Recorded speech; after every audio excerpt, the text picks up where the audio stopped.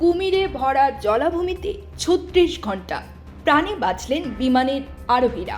Amazon জঙ্গলের ভেতর কুমিরে ভরা এক জলাভূমির মধ্যে জরুরি অবতরণে বাধ্য হয় একটি ছোট বিমান। পাইলট সহ ৫ আরোহী প্রাণে বেঁচে গেলেও পড়েন ভয়ঙ্কর পরিস্থিতিতে। চারপাশে কুমির ঘিরে রেখেছে, যোগাযোগ বিচ্ছিন্ন, সাহায্যের কোনো চিহ্ন নেই। সেই বিভীষিকাময় পরিবেশে তারা কাটিয়েছেন ৩৬ ঘন্টা। শেষমেশ তারা জীবিত উদ্ধার হন। গত বৃহস্পতিবার বলিভিয়ার অ্যামাজন অঞ্চলে ঘটেছে এমন ঘটনা। স্থানীয় কর্তৃপক্ষ এই তথ্য নিশ্চিত করেছে। ওই দিন দুপুরে বলিভিয়ার বেনি বিভাগের রাডার থেকে হঠাৎ করে অদৃশ্য হয়ে যায় বিমান।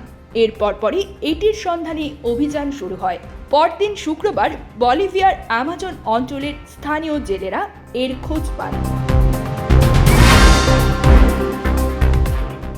ওই বিমানে ৩ নারী, এক শিশু এবং ২৯ বছর বয়সী পাইলট উদ্ধার হয়েছেন।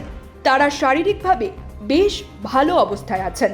উদ্ধার হওয়ার পর ওই বিমানের পাইলট আন্দ্রেস ভেলার্দে জানান, বিমানটি উত্তরাঞ্চলীয় বলিভিয়ার বাউরেস শহর থেকে ত্রিনিদাদ শহরের দিকে যাচ্ছিল। ইঞ্জিনের ত্রুটি দেখা দেওয়ায় বিমানটি ইতানোমাস নদীর কাছে জরুরি অবতরণের প্রয়োজন হয়। তিনি আরও জানান, হঠাৎ করেই বিমানটি উঠতে পারছিল না। তিনি একটি জলাভূমিতে বিমানটি অবতরণ করাতে বাধ্য হন। পাইলট সহ ৫ আরোহী উড়োজাহাজটির ছাদের ওপর দাঁড়িয়েছিলেন। কুমিরেরা চারপাশ ঘিরে ফেলেছিল। কোনো কোনো কুমির ৩ মিটারেরও কম দূরত্বে চলে এসেছিল।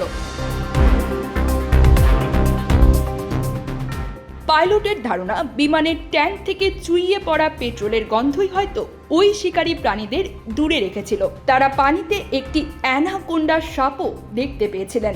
এমন আতঙ্কজনক পরিস্থিতির মধ্যেই তারা উদ্ধার হওয়ার জন্য অপেক্ষা করতে থাকেন। কুমিরদের জন্য তারা পানীয় পান করতে পারেনি, কোথাও যেতেও পারেনি। যাত্রীদের একজনের সঙ্গে ময়দা জাতীয় খাবার কাসাভা ফ্লাওয়ার ছিল, তা দিয়েই তারা ক্ষুধা মিটিয়েছেন। ঘটনাস্থলে একটি হেলিকপ্টার পাঠায় কর্তৃপক্ষ। ওই ৫ জনকে জীবিত উদ্ধার করে হাসপাতালে নেওয়া হয়।